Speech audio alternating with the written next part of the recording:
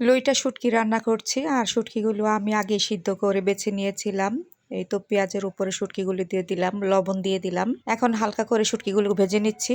আর আরেক চুলায় আমি শাক বসিয়েছি, লাউ শাক আলু দিয়ে। এটা আমার অনেক পছন্দের একটা শাক। অনেকগুলো রসুন দিয়ে দিলাম। শুটকির মধ্যে মেন হচ্ছে রসুন। রসুন না দিলে কিন্তু শুটকি মজা হয় না। শাক সিদ্ধ হয়ে গেছে, এখন শাক বাগার দিয়ে নিব। এই তো প্রথমে আগে আমি শুকনা মরিচ ভেজে নিচ্ছি। শুটকি ভাজা হয়ে গেছে, এখন আমি হলুদের গুঁড়া মরিচের গুঁড়া দিয়ে সামান্য পানি দিয়ে কষিয়ে নিব শুটকি। আর আমি শুটকিতে আদা রসুনের পেস্ট দিই না, আস্ত রসুন দিয়ে দিই অনেকগুলো। আর রসুনের কারণে কিন্তু শুটকিটা অনেক বেশি মজা হয়। কাঁচামরিচ দিয়ে দিলাম।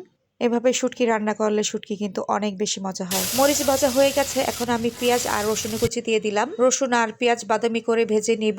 এই তো বাদামি করে ভাজা হয়ে গেছে, এখন আমি শাকগুলোকে দিয়ে দিলাম। নাড়াচাড়া দিয়ে শাক নামিয়ে নিব। মাশাআল্লাহ, অনেক সুন্দর হয়েছে। এদিকে শুটকিও রান্না হয়ে গেছে, শাক বেড়ে নিব এখন। আমার কাছে লাউ শাক আলু দিয়ে রান্না করলে অনেক বেশি মজা লাগে।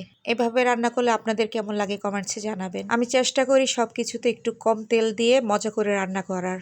এই তো আমার শুটকি রান্না হয়ে গেছে। মুড়ি ঘন্ট রান্না করব, এই জন্য আমি মশলা কষিয়ে নিচ্ছি। একে একে সব মশলা দিয়ে দিলাম। আদা রসুনের পেস্ট, হলুদের গুঁড়া মরিচের গুঁড়া সবকিছু দিয়ে আমি একটু পানি দিয়ে কষিয়ে নিলাম।